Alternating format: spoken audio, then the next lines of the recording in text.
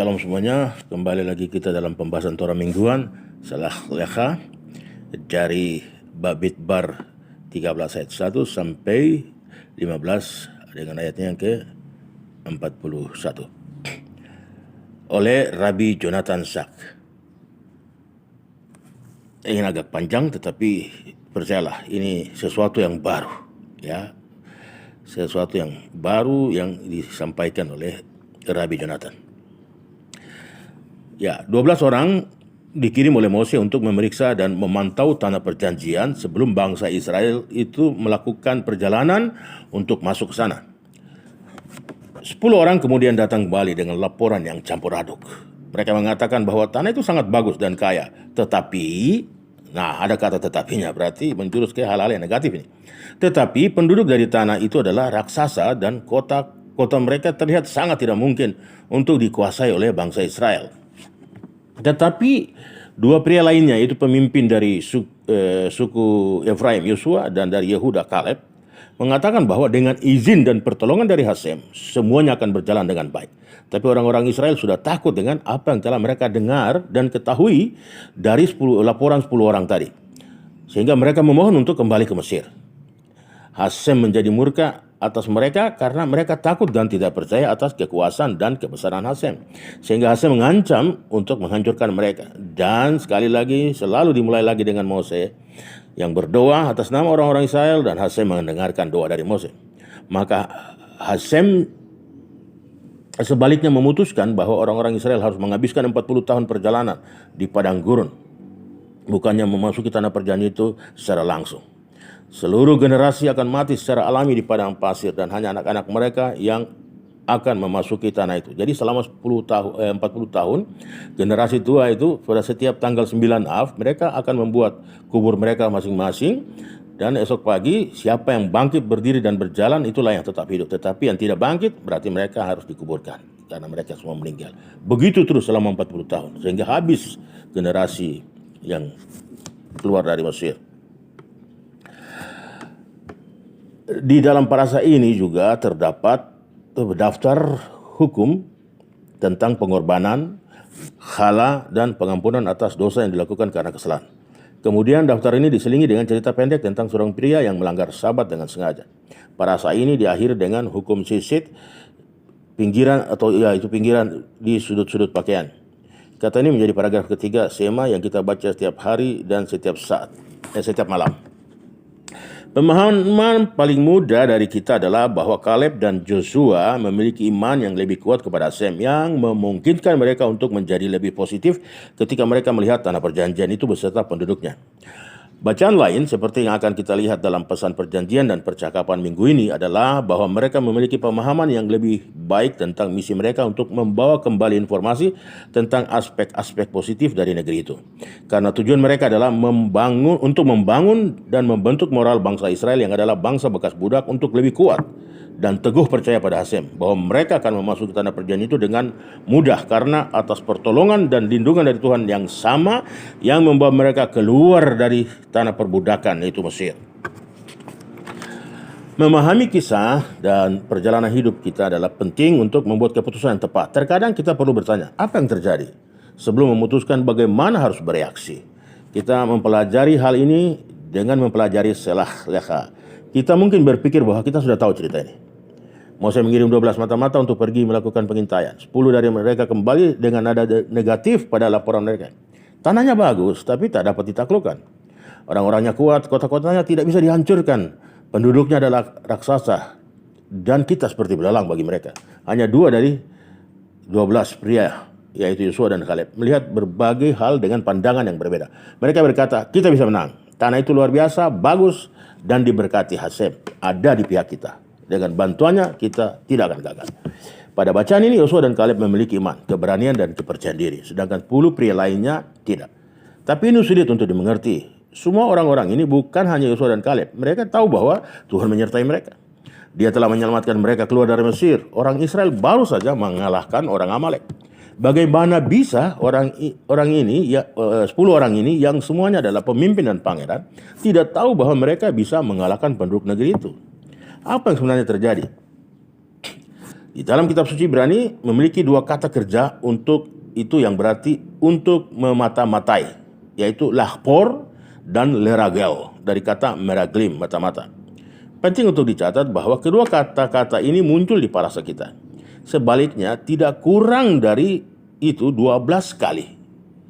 12 kali, ingat, 12 kali kita menemukan kata kerja yang langka, yaitu latur. Kata kerja ini dihidupkan kembali dalam bahasa Ibrani modern dan sarana saat ini yang bunyinya seperti untuk tur. Tayar adalah turis. Ada banyak perbedaannya di dunia antara turis dan mata-mata. Malbim menjelaskan perbedaannya dengan sederhana. Latur berarti mencari yang baik. Itulah yang dilakukan oleh wisatawan. Mereka pergi untuk melihat hal-hal yang indah, luar biasa, inspiratif. Mereka tidak menghabiskan waktu mereka untuk mencari tahu apa yang buruk. Lahpor dan leragel adalah kebaikannya. Mereka hanya datang untuk menemukan kelemahan dan kerentanan suatu tempat. Itulah yang dilakukan mata-mata. Penggunaan eksklusif kata kerja latur dalam parasha kita diulang 12 kali. Nah, ada di sana untuk memberitahu kita bahwa ke-12 orang itu tidak dikirim untuk memata-matai. Misi mereka sebenarnya adalah latur, untuk tur, untuk mengeksplorasi dan melaporkan hal-hal yang baik dari tanah itu, sehingga orang-orang akan tahu bahwa tanah itu layak diperjuangkan. Bukan untuk mencari tahu apakah mungkin untuk menaklukkannya. Sedihnya hanya dua pria yang memahami misi mereka yang sebenarnya. Sebagai tambahan, yang pertama, sebagai wisatawan kita cenderung ingin pergi untuk melihat bagian yang terindah dari negara yang kita kunjungi dan pergi dengan kesan positif untuk negara itu. Setiap negara memiliki aspek yang indah dan berbagai situs, dan kita pergi dengan tujuan untuk menikmati kunjungan kita. Jadi kita dapat berinvestasi di bagian negara itu. Yang kedua, 10 pengintai kehilangan jejak dari misi mereka yang sebenarnya karena mereka takut tugas penting yang harus mereka hadapi, yaitu untuk menaklukkan tanah berbenteng dengan negara yang kuat yang mendiami tanah itu. Ketakutan ini menyebabkan mereka kehilangan iman. Ya, ketakutan ini menyebabkan mereka kehilangan iman, atau setidaknya kehilangan sudut pandang mereka tentang peran yang akan dimainkan oleh Hasem atas mereka.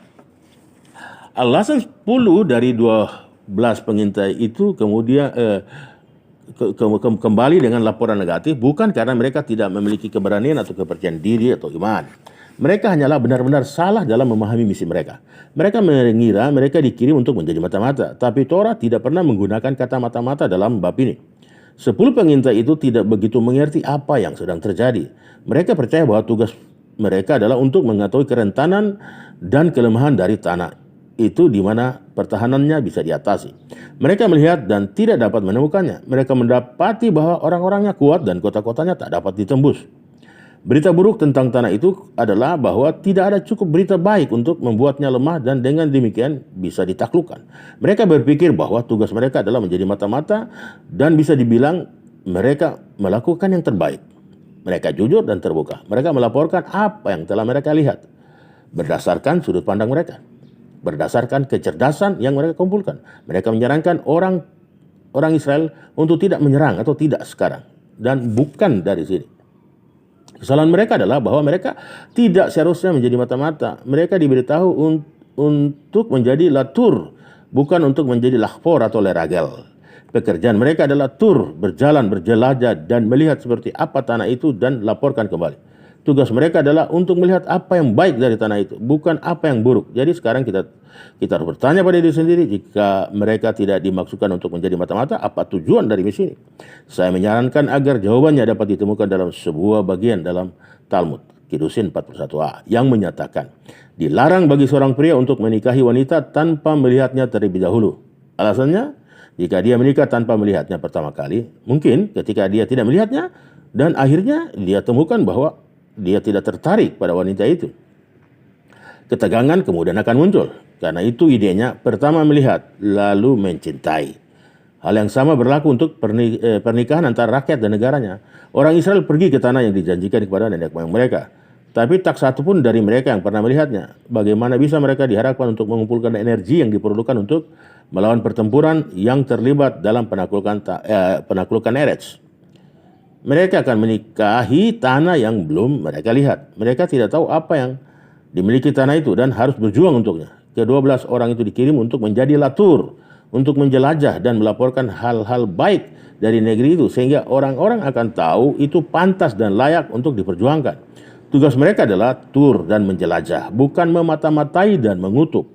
Tapi hanya 2 dari mereka, yaitu Yosua dan Kaleb, yang mendengarkan dengan hati-hati dan mengerti misi mereka. Menjadi mata-mata bagi orang-orang Israel dan membiarkan mereka tahu keindahan dan kebaikan apa yang ada di depan mereka. Tanah yang telah menjadi takdir mereka sejak zaman leluhur mereka Abraham. Bangsa Israel pada tahap itu tidak membutuhkan mata-mata. Seperti kata Mose beberapa tahun kemudian, kamu tidak percaya kepada Hasem Elohimu yang berjalan di depanmu dan dalam perjalanan untuk mendapatkan tempat bagimu, di mana kamu dapat mendirikan kemah dengan api di malam hari dan dengan awan di siang hari, untuk menunjukkan kepadamu jalan yang harus kamu tempuh. Ulangan 1, 32 dan 33. Hasem akan menunjukkan kepada mereka kemana mereka harus pergi dan kemana mereka harus menyerang. Orang-orang Israel membutuhkan sesuatu yang lain sepenuhnya. Mose telah memberitahu mereka bahwa tanah itu baik. Dijelaskan bahwa tanah itu mengalir dengan susu dan madu. Tapi Mose belum pernah melihat tanah itu. Kenapa harus begitu percaya padanya? Mereka membutuhkan kesaksian independen dari saksi mata.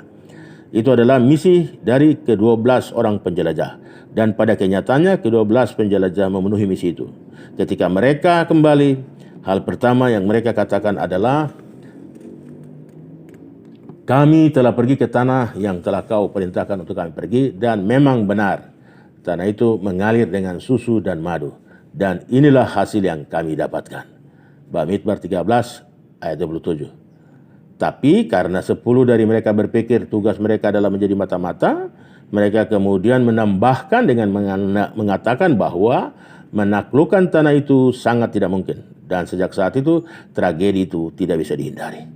Perbedaan antara Yosua dan Kaleb dibandingkan dengan 10 orang lainnya bukanlah karena mereka adalah orang yang memiliki iman, keberanian dan rasa percaya diri yang kurang dimiliki oleh ke-10 orang yang lain. Mereka berdua sangat memahami misi dan cerita itu, tetapi ke-10 orang yang lain tidak. 10 dari 12 pria itu mengira mereka adalah bagian dari kisah spionase.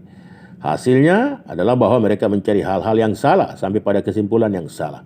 Menurunkan moral rakyat, menghancurkan harapan dari seseorang yang berdampak pada seluruh generasi dan akan selamanya diingat bahwa mereka sebagai yang bertanggung jawab atas salah satu kegagalan terburuk dalam sejarah Yahudi. Saya percaya bahwa cerita yang kita ceritakan akan mempengaruhi keputusan yang kita buat. Salah menyampaikan cerita dan kita bisa merusak dan merampok seluruh generasi di masa depan mereka. Lakukan dengan benar seperti yang dilakukan oleh Yosua dan Kaleb, dan kita bisa mencapai kebesaran dan keagungan. Yosua dan Kaleb selalu mengingat gambaran yang lebih besar bahwa mereka adalah umat Hasem yang menuntun mereka keluar dari tanah Mesir dan dalam perjalanan menuju takdir mereka di tanah perjanjian itu, di mana Hasem berjanji untuk membantu mereka menaklukkan penduduk dan memberikan tanah perjanjian itu kepada mereka. Dalam konteks gambaran yang lebih besar, mereka lebih mudah untuk mempertahankan iman mereka bahwa Hasem akan memenuhi janjinya kepada mereka. Dengan iman ini, mereka dapat kembali dari misi mereka kepada orang-orang Israel dengan laporan positif tentang tanah itu. Shalom lekulam, toda rabah.